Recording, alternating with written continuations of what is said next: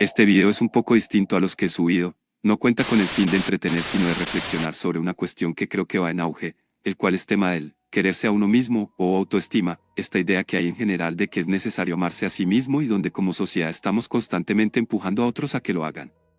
Este video pretende aportar una visión distinta sobre la idea de autoestima y abrir la pregunta sobre qué tan necesario es amarse a sí mismo.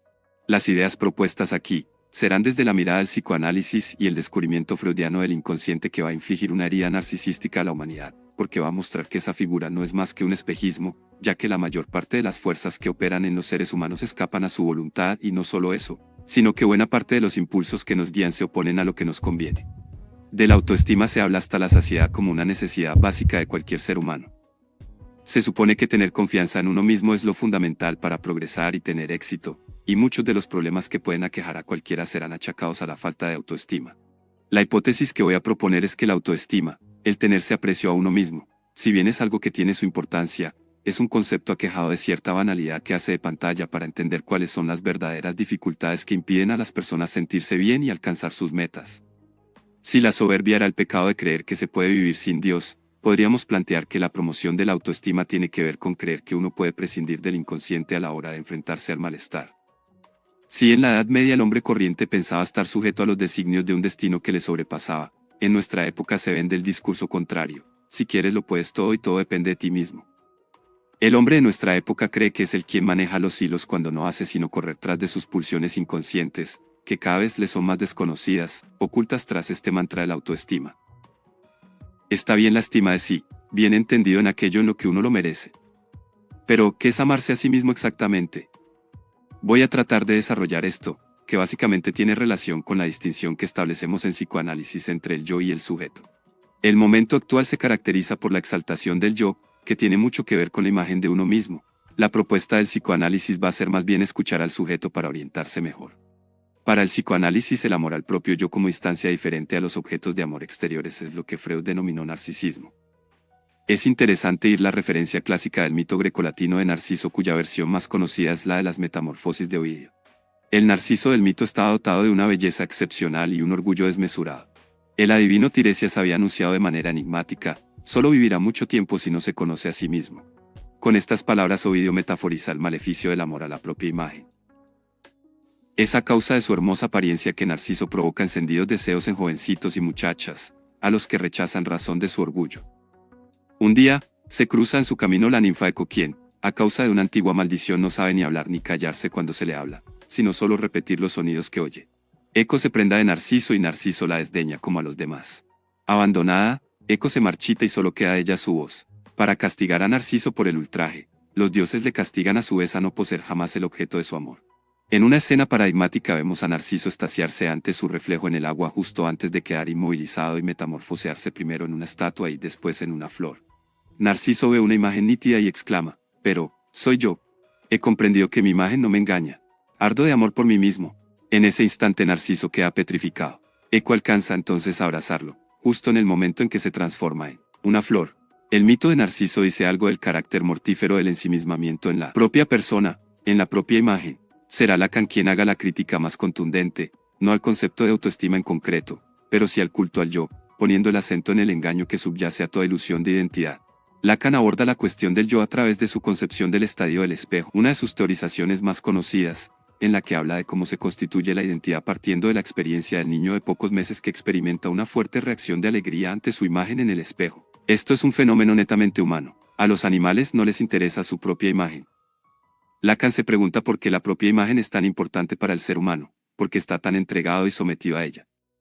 Va a ser primero la hipótesis de que la alegría del niño tiene que ver con la posibilidad que la imagen le ofrece de identificarse a un cuerpo completo, que contrasta fuertemente con su experiencia de sentirse un cuerpo fragmentado debido a la inmadurez neuronal con la que nacen los bebés humanos. El yo será entonces tomado por Lacan como la falsa impresión de completud sustentada por la mirada del otro que apoya esa identificación, un proceso imprescindible, sin duda, para proporcionar un armazón a cada ser humano, para tener un cuerpo, que no es lo mismo que un organismo, y vivirse con una cierta continuidad. Al mismo tiempo, Lacan va a tomar el yo como función de desconocimiento, como una identificación que hace un servicio, al precio de ignorar lo más íntimo y singular de cada uno, porque realmente el yo se construye en la identificación con el otro, a partir de la imagen del otro, constitutivamente alienado al otro. Es el otro el que le presta al sujeto su imagen para que pueda constituirse porque no hay nada en su interior que le preste esa unidad, solo la imagen del otro, una imagen externa, hace de prótesis. De ahí la pasión narcisista que emerge por la imagen. Y de ahí también la matriz paranoica del yo, donde afirmarse supone ir contra el otro. Ese es el infierno en el que nos sumergen las identificaciones imaginarias. La relación de agresividad que siempre acecha en la relación con el semejante, lo que llamamos la paranoia originaria, el sentirnos siempre dirigidos o manejados por otro que quiere quitarnos lo nuestro. Podemos decir que el yo es necesario, pero para que cumpla mejor su función es necesario no creérselo demasiado porque nos sumerge en la paranoia y en la locura. Pongamos por ejemplo el de la persona que se identifica tanto a su función que termina siendo un problema. El abordaje de la cuestión del yo que hace Lacan por la vía del estadio del espejo lo lleva en una vía opuesta a la vía anglosajona del psicoanálisis. Es decir, la vía de Lacan no va a ser la del refuerzo del yo porque el yo, en esta concepción, el yo es un desorden de identificaciones de las que hay que ir desprendiéndose, es más bien una trampa que nos impide desarrollarnos y nos deja bloqueados en una posición de victimismo y de violencia contra el orden del otro que supuestamente nos esclaviza. La realidad fundamental del sujeto no está en el yo, en cómo se percibe a sí mismo con la conciencia, que pretenden luchar contra el otro para buscar la autonomía, sino en las fuerzas que lo manejan desde su interior sin que lo perciba con claridad. Me voy a guiar por el ejemplo clínico del maltrato. Las mujeres que sufren de malos tratos se dice que sufren de baja autoestima. Sin duda hay que quererse poco para dejarse maltratar por alguien una y otra vez. Sin embargo, si formulamos la falta de estima de sí como la causa del asunto y presentamos a las mujeres como víctimas, nos olvidamos de algo fundamental, lo que hace que una persona permanezca enganchada a una situación de maltrato, que no pueda separarse de ahí y que elija una y otra vez parejas que la maltratan. Esta es la cuestión fundamental. Evidentemente en una situación de maltrato la culpabilidad queda del lado del maltratador.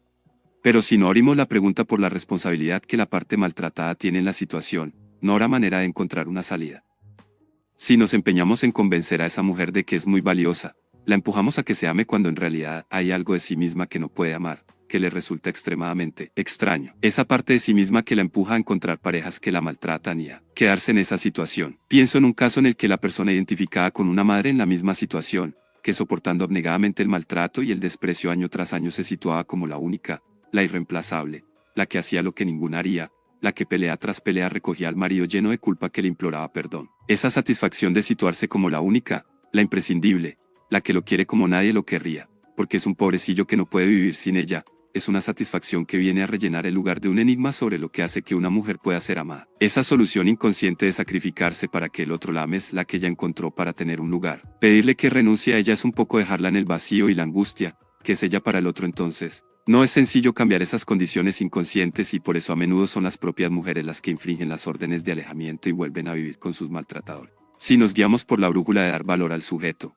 empujarlo a autoestimarse y lo dejamos desconocer su particular responsabilidad en el desorden que denuncia, nos extraviamos. Vivimos en una cultura del narcisismo donde la máxima aspiración parece ser darle proyección a la propia imagen y donde cada cual es invitado a disfrutar de las delicias del ego, suponiendo que la mirada del otro nos otorgará la buscada completud. Para existir todo el mundo tiene que esforzarse por crearse una personalidad, por buscar algo que le otorgue la idea de una continuidad en la existencia, y el yo hace esta función. Pero es una armadura que vacila empujadas por la fuerza de la pulsión, del empuje a fallar, el elemento no educable de la estructura. Con conceptos como el de autoestima se trata de desconocer que el ser humano está habitado siempre por cosas que no son tan bonitas y con las que conviene avenirse de alguna manera. Hacerse cargo de la propia responsabilidad en el malestar sin culpar al otro y sin sucumbir al autorreproche es la meta que se plantea un tratamiento orientado por el psicoanálisis. Si nos dejáramos llevar por la demanda de mejorar la autoestima, veríamos que cada esfuerzo hecho en la línea de fortalecer el yo va en la dirección de fragilizar, como muestra el mito de Narciso, ahogado en su propio reflejo, aumentando la sensación de precariedad y de amenaza por parte del otro. La apuesta del psicoanálisis es encontrar la forma en que cada cual puede escapar con sus propios recursos a la trampa del narcisismo y organizar una forma menos sufriente de relacionarse con el otro,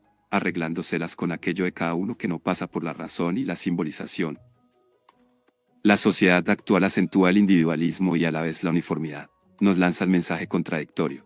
Tienes que ser como todos y tienes que destacar entre la multitud. Por una parte, se aísla al individuo y se pone en primer plano su yo, frente a la época en que la comunidad o la familia estaban en primer plano. Tener que destacar es situarse todos contra todos, en un empuje a la paranoia que redobla la paranoia constitutiva del sujeto.